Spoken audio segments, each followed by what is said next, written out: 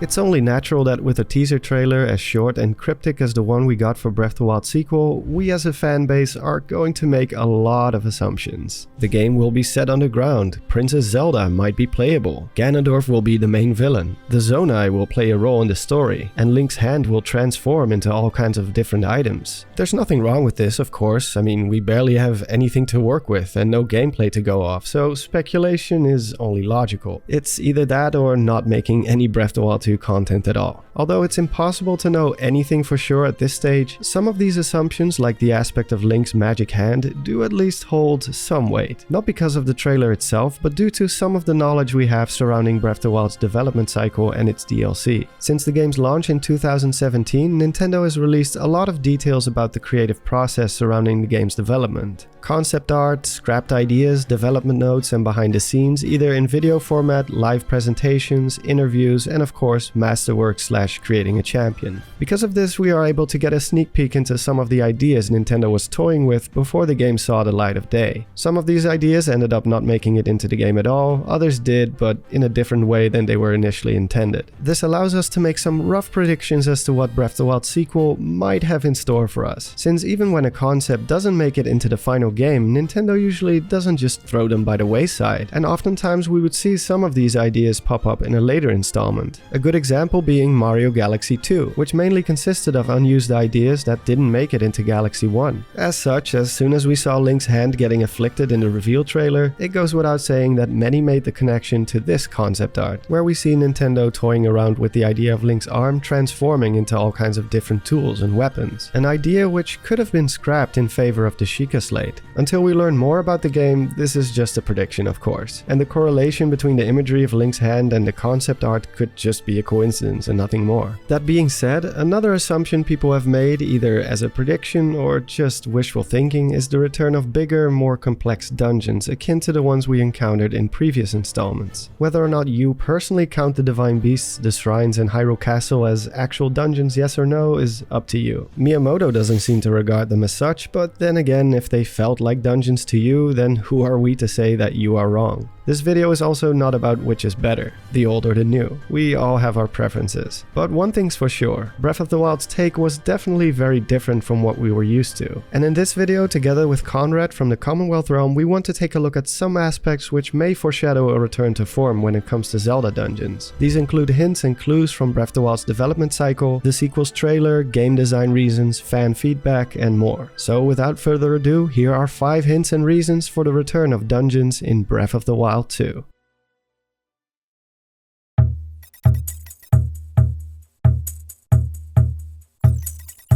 Breath of the Wild saw quite a lot of changes and revisions during its development, but by far the biggest ones took place between 2014 when the game was first announced and the first proper trailer at E3 in 2016. It's obvious that between these two periods in time, a lot of crucial decisions were made about which direction the game should take, and this is most evident from the 2014 Game Awards presentation, the first gameplay demonstration following the announcement of the game 6 months prior. Here we see Miyamoto and Aonuma showing off the early gameplay concepts of Breath of the Wild, which at this point in time didn't have a name yet. The paraglider, which was still a sailcloth at this point, like the one from Skyward Sword, horse riding, fighting enemies, and other little details about the controls in the game's engine. At some point during the presentation, Miyamoto states the following: "This looks a bit suspicious. We must be near a dungeon."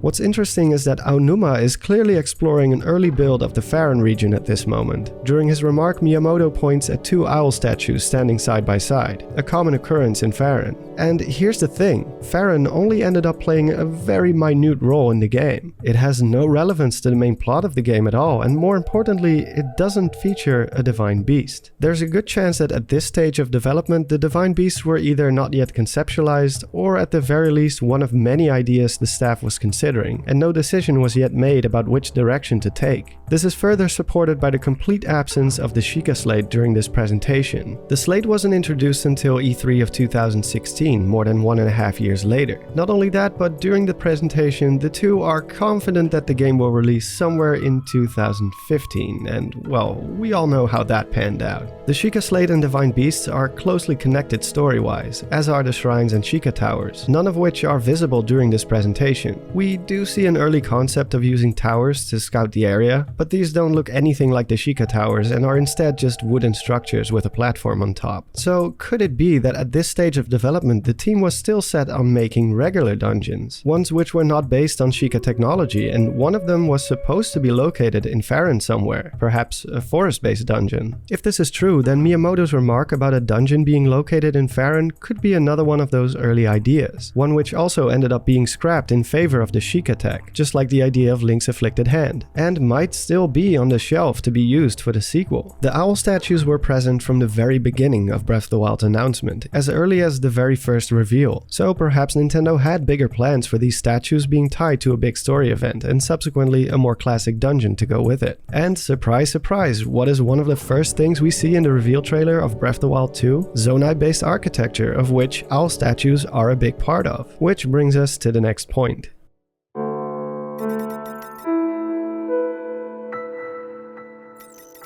The fact that we see a large dark cave system in the reveal trailer may seem trivial, but is actually a huge contrast to Breath of the Wild. Hyrule was vast and full of secrets, sure, but large, complex caves were not part of that mystery. In fact, even the biggest caves found in the game are child's play compared to previous installments. They rarely, if ever, branch off into multiple directions, and generally don't consist of more than one room or corridor.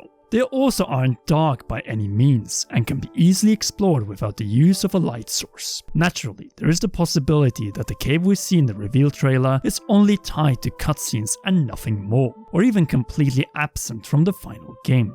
But if it's not, then Nintendo could be setting us up for something bigger. A recurring theme of exploring vast underground locations. These don't necessarily have to be tied to one single theme, like a cave, but also other types of indoor environments. In fact, there is another piece of concept art which might have some connection to the whole idea of venturing underground and solving mysteries in a dark, dungeon-like setting. Namely this one, shown at the GDC session in 2017 by art director Satoru Takizawa. Here we see Link investigating an ancient scripture in what seems to be an unlit, man-made temple or underground structure. Notice how he's also carrying a lantern, something he didn't have in the final game, which might be included in the sequel. Speaking of the sequel, doesn't the setting in this artwork of lighting up a wall to investigate ancient writings look a bit familiar? Perhaps another scrapped idea that will make its way into the sequel in some shape or form, exploring dark ancient crypts to uncover mysteries from times unknown. There was definitely a lack of enclosed spaces to explore in Breath of the Wild. Yes, we had the shrines, divine beasts and castles, but the variety in aesthetics and atmosphere of indoor environments definitely left a lot to be desired. The fact that Nintendo presents us with this grand underground cave could again be a hint of things to come, especially with Breath of the Wild's overworld having been completely comped out and explored to its full extent. Hence, more focus on exploring enclosed spaces would make sense if they plan to revisit the same world. Something Aonuma has already confirmed will be the case. Adding a new province somewhere probably won't be enough to make the game feel less than a glorified DLC pack. Hence why a plethora of new explorable dungeon-esque locations hidden within the same overworld map would be a great way to expand an already huge game. It would also present a lot more options for story and gameplay, which leads us into the next aspects.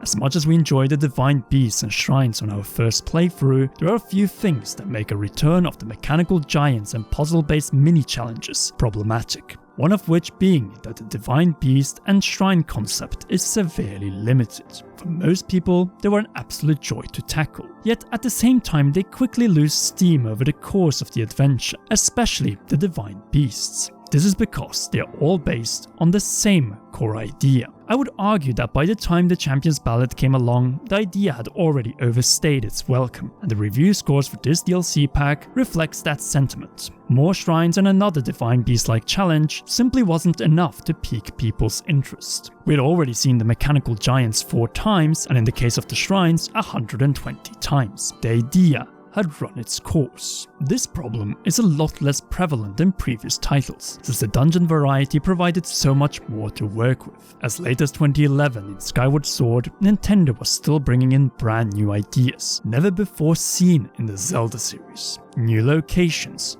new puzzles, new ways to traverse a dungeon, and so on. This kind of variation is simply a lot harder to accomplish with the divine beasts, since they all work the same way mechanically, and their size, although large for a moving behemoth, is still limited to a specific dimension inside Breath of the Wild's overworld. Unless they grow to the size of a titan, like the ones from Xenoblade Chronicles 2, there will always be a massive restriction on how big these things can actually get. Second is the story implications. Breath of the Wild 2 needs to stand out from its predecessor in order to avoid feeling like a simple expansion rather than a proper sequel. And I simply see very little options for the divine beasts making a return as the game's central dungeons. Again, their size is limited and we already explored them on the inside extensively. There is simply no reason to go through the same motion again. They may still be around in the overworld, but their inclusion in the story would have to serve a different purpose this time around. Last but not least, the beasts were tied to the story arc of the champions, which have passed on to the afterlife at the end of Breath of the Wild. It is possible that the 4 giants play another role revolving around the so-called new champions. If not for the fact that Age of Calamity already explored this idea and will probably feel very repetitive if this is revisited again. Yes, some of this is subjective, but with a fanbase as big and passionate as the Zelda community, there needs to be a middle ground to keep everyone interested. Speaking of the fans,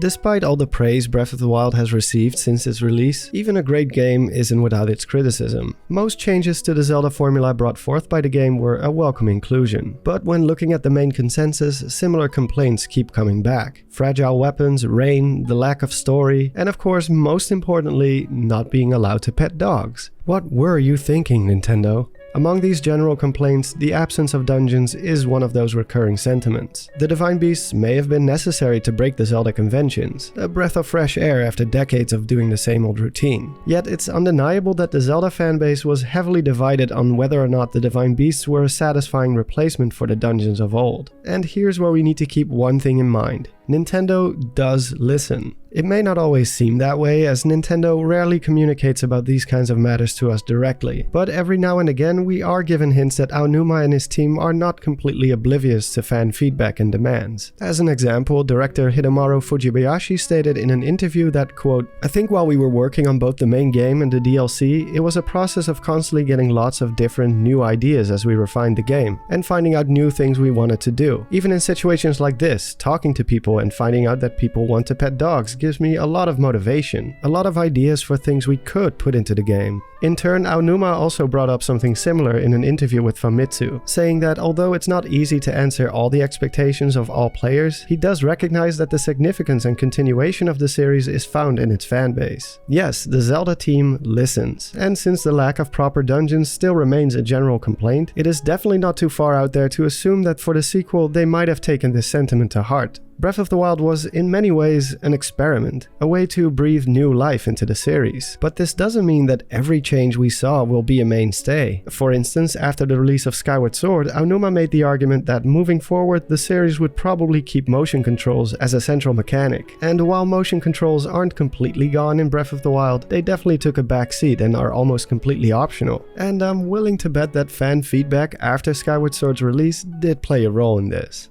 Speaking of Skyward Sword,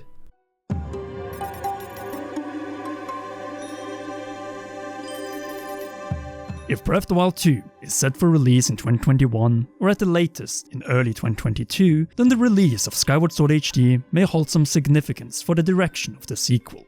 Out of all Zelda games, Skyward Sword is by far the game that shares the closest connection to Breath of the Wild. The goddess Hylia statues, Fi's voice inside the Master Sword, the 3 springs which are almost an exact redesign of those found in Skyward Sword, the 3 elemental dragons, Dinral, Nadra, Farosh, and so on. Having played through Skyward Sword will make it obvious just how much of its lore was adapted by Breath of the Wild, and that makes it all the more fitting that Skyward Sword HD will be the game preceding Breath of the Wild 2's launch. This game will essentially serve as the appetizer to the long-awaited sequel, and here's what really matters. Skyward Sword arguably has some of the most original dungeon designs in the entire series, from the mysterious ancient cistern to the pirate ship and its unique timeshift stone mechanic, to Skykeep with its ability to shift the layout of the dungeon itself around. Like it or hate it, Skyward Sword had little to no shortages in the dungeon department, and this might be a good incentive for the Zelda team to include strong and unique dungeons to Breath of the Wild sequel. After all, it might be a bit of a disappointment for people if they have just come off of playing a Zelda game with great dungeons, only to have the new game be completely devoid of dungeons altogether. AKA, Skyward Sword might have actually forced the Zelda team to change up their dungeon formula for the sequel to avoid new fans of the series being somewhat underwhelmed after picking up Skyward Sword for the first time. The same thing could be said about story, but that is a topic for another time.